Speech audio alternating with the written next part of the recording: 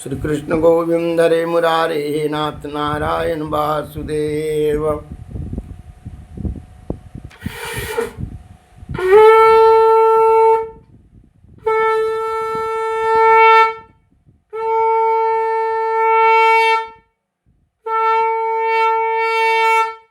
श्री कृष्ण गोविंद हरे मुरारे हे नाथ नारायण। अथ द्वादशोऽध्याय सप्तम स्कंद ब्रह्मचर्य और वानप्रस्थ आश्रमों के नियम।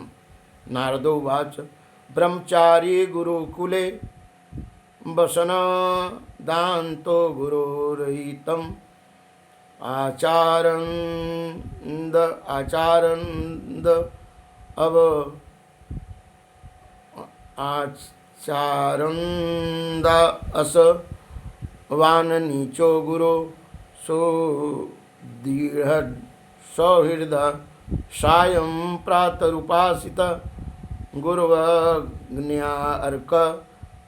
सुर उत्तमानम् उभे संध्यै च जतवाग जपन ब्रह्म समाहित छन्दामस्याधिययित गुरुरहु उत चेत सुयन्त्रितः उपकर्मेण अवसाने च चरणौ शिरसा नमस्ते। श्री नारद जी कहते कि धर्मराज गुरुकुल में निवास करने वाले ब्रह्मचारी अपनी इंद्रियों को बस में रखकर सदा के दास के समान अपने को छोटा माने गुरुदेव के चरणों में सुदृढ़ अनुराग रखे और उनके हित के कार्य करता रहे। साय काल और प्रातः काल गुरु अग्नि सूर्य और श्रेष्ठ देवताओं की उपासना करें और मौन होकर एकाग्रता से गायत्री का जप करता हुआ दोनों समय की संध्या करें। गुरुजी जब बुलावे तो पूर्णतया अनुशासन में रहकर उनके वेदों का स्वाध्याय करें। पाठ के प्रारंभ और अंत में उनके चरणों में सिर टेक कर प्रणाम करें।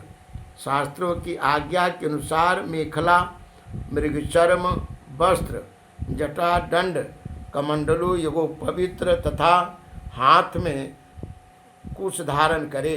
साय काल और प्रातः काल भिक्षा मांग कर लावे और उसे गुरु जी को समर्पित कर दे। वे आज्ञा दे तब भोजन करे और यदि कभी आज्ञा न दे तो उपवास कर ले। अपने शील की रक्षा करे, थोड़ा खाए, अपने कर्मों को निपुणता के साथ करे, श्रद्धा रखे और इंद्रियों को अपने बस में रखे। स्त्री और स्त्रियों के बस में रहने वाले के साथ जितनी आवश्यकता हो उतना ही व्यवहार करे। जो गृहस्थ नहीं है और ब्रह्मचर्य का व्रत लिए हुए है उसे स्त्रियों की चर्चा से ही अलग रहना चाहिए। इंद्रियां बड़ी बलवान है, ये प्रयत्न पूर्वक साधन करने वाले के मन को भी शुद्ध करके खींच लेती है। युवक ब्रह्मचारी युवती गुरुपत्नी से बाल सुलझवाना, शरीर मलवाना, स्नान करवाना, उपटन लगवाना इत्यादि कार्य न करावे। स्त्रियां आग के समान है और पुरुष घी के घड़े के समान। एकांत में तो अपनी कन्या के साथ भी न रहना चाहिए। जब वह एकांत में न हो तब भी आवश्यकता के अनुसार ही उसके पास रहना चाहिए। जब तक यह जीव आत्म साक्षात के द्वारा इन देह और इंद्रियों के प्रति मात्र निश्चय करके स्वतंत्र नहीं हो जाता तब तक मैं पुरुष हूँ और यह स्त्री है, यह द्वैत नहीं मिटता। और तब तक यह भी निश्चित है कि ऐसे पुरुष यदि स्त्री के संसर्ग में रहेंगे तो उनमें भोग बुद्धि हो ही जाएगी। ये सब शील रक्षा आदि गुण गृहस्थ के लिए और सन्यासी के लिए भी विहित है। गृहस्थ के लिए गुरुकुल में रहकर गुरु की सेवा शुश्रूषा वैकल्पिक है, क्योंकि ऋतुगमन के कारण उसे वहाँ से अलग भी होना पड़ता है। जो ब्रह्मचर्य का व्रत धारण करे उन्हें चाहिए कि वे सुरमा या तेल न लगावे, अपटन न लगावे, स्त्रियों के चित्र न बनावे, मांस और मद से कोई संबंध न रखे, फूलों के हार, इत्र, फुलेली चंदन और आभूषणों का त्याग कर दे। इस प्रकार गुरुकुल में निवास करके दुजाति को अपनी शक्ति और आवश्यकता के अनुसार वेद, उनके अंग, शिक्षा, कल्प आदि और उपनिषदों का अध्ययन तथा ज्ञान प्राप्त करना चाहिए। फिर यदि सामर्थ्य हो तो गुरु को मुँह मांगे दक्षिणा देनी चाहिए। इसके बाद उनकी आज्ञा से गृहस्थ, वानप्रस्थ अथवा संन्यास आश्रम में प्रवेश करे या आजीवन ब्रह्मचर्य का पालन करते हुए उसी आश्रम में रहे। यद्यपि भगवान स्वरूपतः सर्वत्र एक रस स्थित है एवं उनका कहीं प्रवेश करना या निकलना नहीं हो सकता, फिर भी अग्नि, गुरु, आत्मा और समस्त प्राणियों के अपने आश्रित जीवों के साथ वे विशेष रूप से विराजमान है, इसलिए उन पर सदा दृष्टि जमी रहनी चाहिए। इस प्रकार आचरण करने वाले ब्रह्मचारी, वानप्रस्थ, सन्यासी अथवा गृहस्थ विज्ञान संपन्न होकर परब्रह्म तत्व का अनुभव प्राप्त कर लेता है। अब मैं ऋषियों के मतानुसार वानप्रस्थ आश्रम के नियम बतलाता हूँ। इनका आचरण करने से वानप्रस्थ आश्रमी को अन्यासी ऋषियों के लोक महलोक की प्राप्ति हो जाती है। वानप्रस्थ आश्रमियों की जोती हुई भूमि में उत्पन्न होने वाले चावल, गेहूँ आदि अन्न नहीं खाने चाहिए। बिना जोते हुए हुआ अन्न भी यदि असमय पका हो तो उसे भी न खाना चाहिए। आग से पकाया हुआ या कच्चा अन्न भी न खाएं। केवल सूर्य के ताप से पके हुए कंदमूल, फल आदि सेवन करें। जंगल में अपने आप पैदा हुए धानों से नैमित्तिक चारों और पुरोडास का हवन करे। जब नए अन्न, फल, फूल आदि मिलने लगे तब पहले के इकट्ठे किए हुए अन्न का परित्याग कर दे। अग्नि की रक्षा के लिए ही घर, परनकुटी अथवा पहाड़ की गुफा का आश्रय ले। स्वयं शीत, वायु, अग्नि, वर्षा और घाम का सहन करे। सिर पर जटा धारण करे और केश, रोम, नख एवं दाढ़ी, मूछ न कटवावे तथा मैल को भी शरीर से अलग न करे। कमंडलों, मृगचर्म, दंड, बलकल, वत्स और अग्निहोत्र के सामग्रियों को अपने पास रखे। विचारमान पुरुष को चाहिए कि 12, 8, 4, 2 या 1 वर्ष तक वानप्रस्थ आश्रम के नियमों का पालन करे।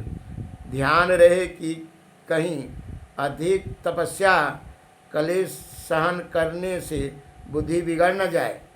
वानप्रस्थ पुरुष जब रोग अथवा बुढ़ापे के कारण अपने कर्म पूरे न कर सके और वेदांत विचार करने की भी सामर्थ्य न रहे तब उसे अनशन आदि व्रत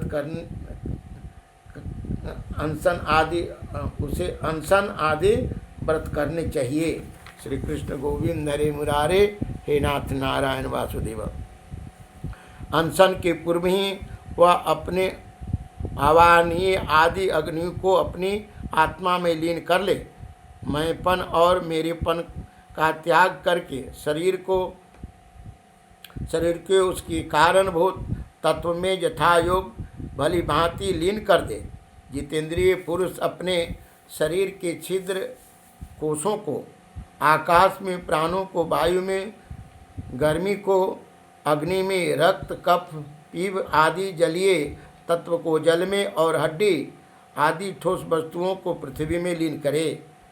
इस प्रकार वाणी और उसके कर्म, भाषण को उसके अधिष्ठात्री देवता अग्नि में, हाथ और उसके द्वारा होने वाले कला कौशल को इंद्र में, चरण और उसके गति को काल स्वरूप विष्णु में, रति और उपस्थ को प्रजापति में, एवं वायु और मौलोत्सर्ग को उनके आश्रय के अनुसार मृत्यु में लीन कर दे।